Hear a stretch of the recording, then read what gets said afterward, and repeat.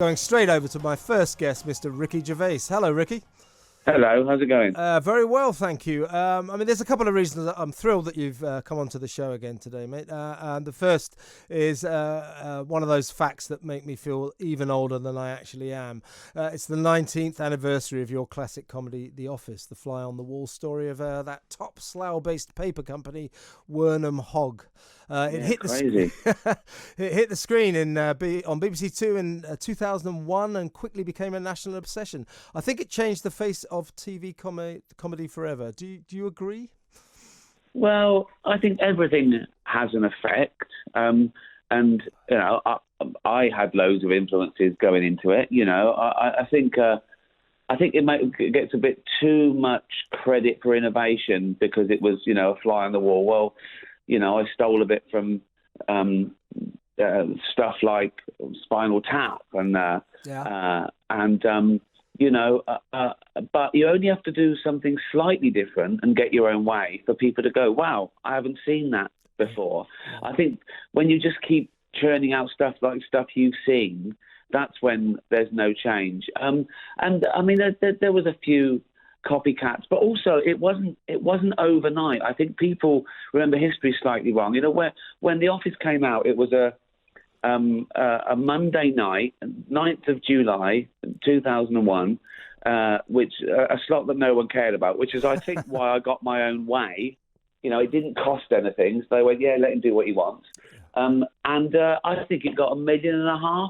And I was really happy with that because I'd have been happy with 1 million people. I wanted a bit of the Partridge market. I wanted a bit of the Fawlty Towers market. And it had mixed reviews. I remember the first one said it was a summer stinker. And then they That wasn't me, was it? No, it wasn't. No, it was Victor Lewis Smith. So it was a summer stinker. And he said sometimes Gervais even fluffs his lines. Like I'd have left that in. Like, that's it. I fluff my line, but leave it in. We've got no time. We're live. But then they repeated it quite quickly, again, because I think it didn't cost much, and it sort of doubled its figures. And then people who sort of said, oh, no, it's pretty good, And I think I always said about even the slightest innovation suffers a little bit because people go, what's this? I haven't seen this before.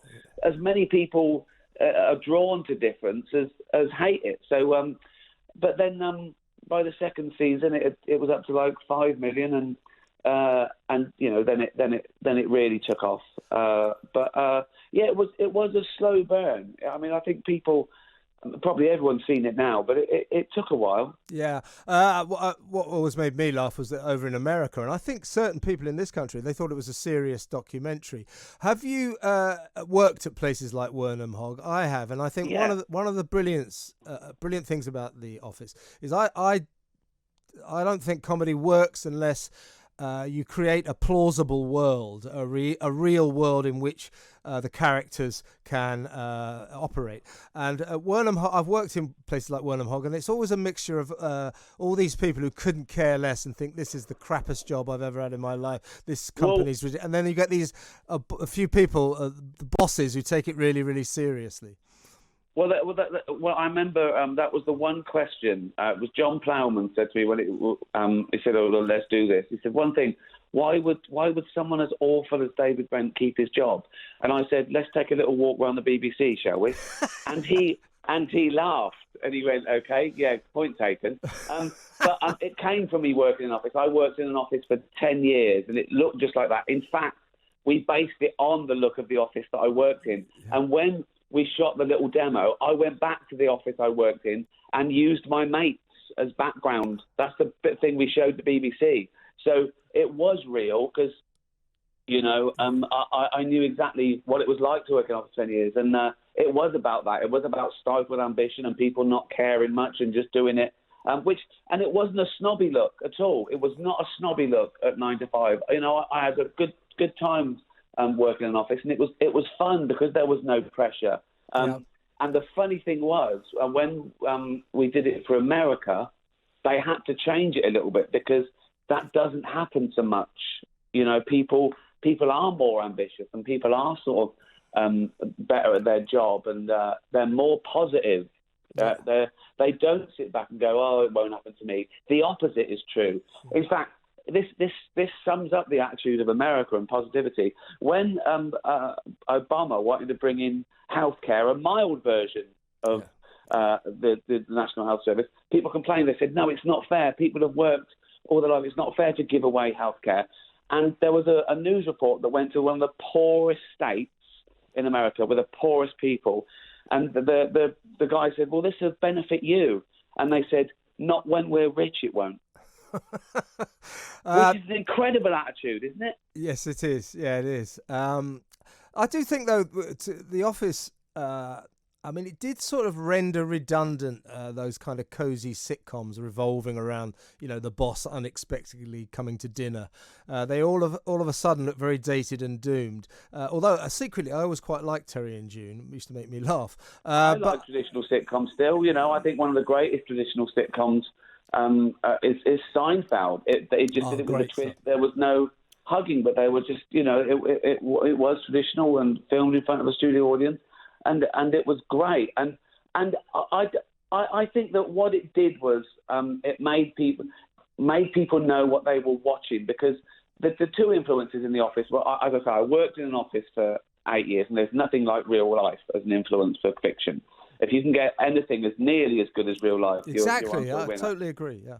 And the other thing was that I watched a lot of those quaint docu-soaps of the 90s when it was ordinary people getting their 15 minutes of fame. Mm-hmm. And when you realise that David Brent wanted to be famous, it all made sense.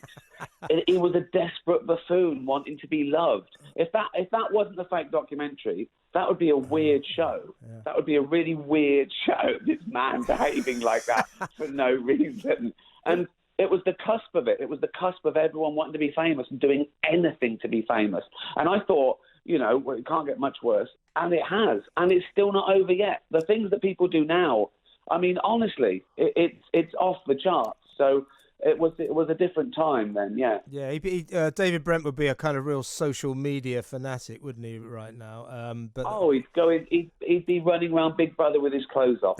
I mean, honestly. But I think that you secretly, you kind of liked David Brent, because although he was a buffoon and always got it wrong, in the end, he was well-intentioned.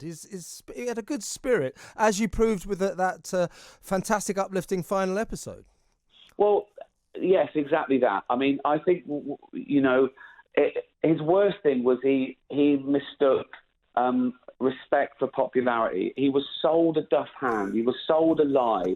Make me famous and it'll sort your life out. And it's just not true. So I sort of liked him and felt a bit sorry for him. And you've got to have an affection for your characters, because really there's a bit of Brent in all of us. Yes. We all want to be loved. We're all worried about our reputation. We all think we're funny sometimes. We all make a mistake. We all make a fool of ourselves every day. It's just that we're not being filmed 24/7. And so it was about that. It was about the relationship with fame, and people, people just, you've got to be happy with yourself, and once you find that, then I think you'll get closer to happiness than just keep this begging the public for acceptance. It won't happen. It won't happen. You said that the thing that now we're stuck in cancel culture, and all the woke people are trying to tell us we can't say things and we can't think things, that you don't think The Office would get the green light in today's cultural conditions.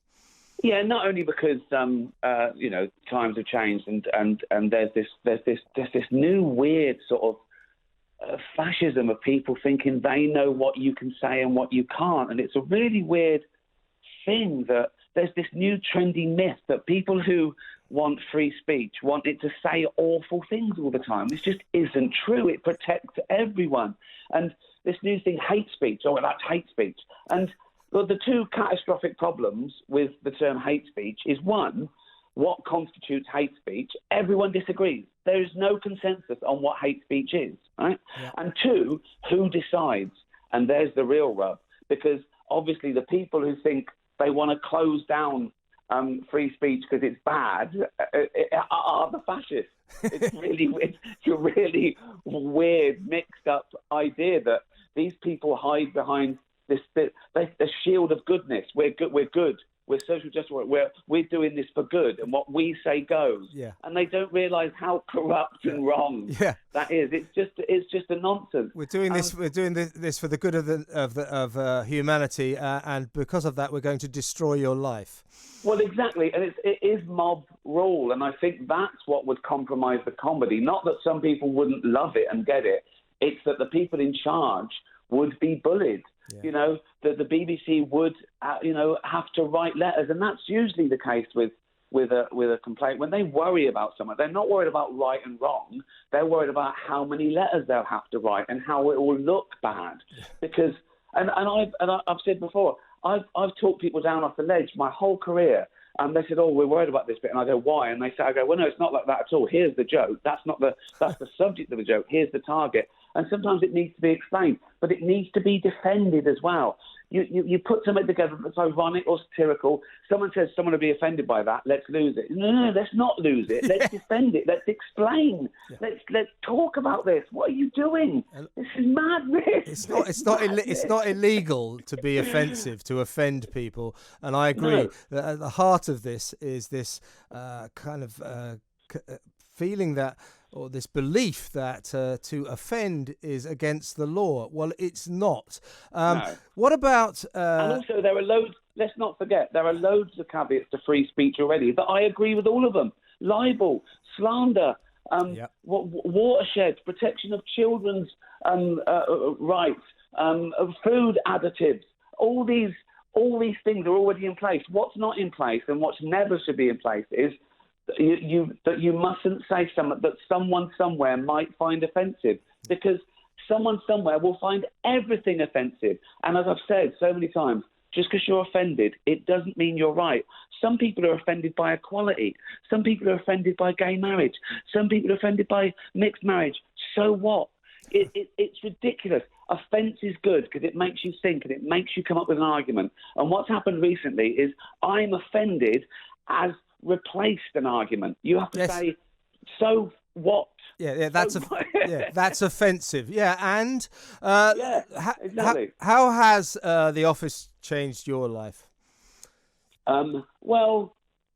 Completely. I think in the sense of financially, comfort, career-wise, of course. Luckily, though, I was already 40 when it happened, so. I had my values in place. I knew who I was. Fame didn't define me. So I've tried to stay a normal person. I have the same friends and family and all that. And I think that's the real worry with fame. And I did fear it. I feared it for lots of reasons. I didn't want people to think that I'd signed that deal with the devil, that make me famous and you can go through my bins. I didn't want to be lumped in with those people that did anything to be famous. And now I don't want to be lumped in with those celebrities who lecture people, who think they're above everything just because they've got a platform. I mean, it really works both ways. And the worry now is social media amplifies everything. If you're mildly left wing on Twitter, you're suddenly Trotsky. Right, right, and if you're mildly conservative, you're Hitler. You're a Nazi, and if you're centrist and you look at both arguments, you're a coward. They both hate you. You just can't win, can you? No, you can't. So you just got to do your thing and sleep at night and know you're doing a decent job of work and stuff. Listen, but just before you go, Ricky.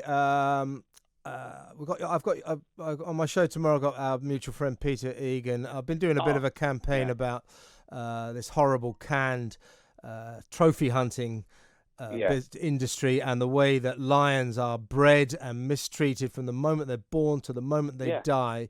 And I just wanted to get your thoughts on the issue.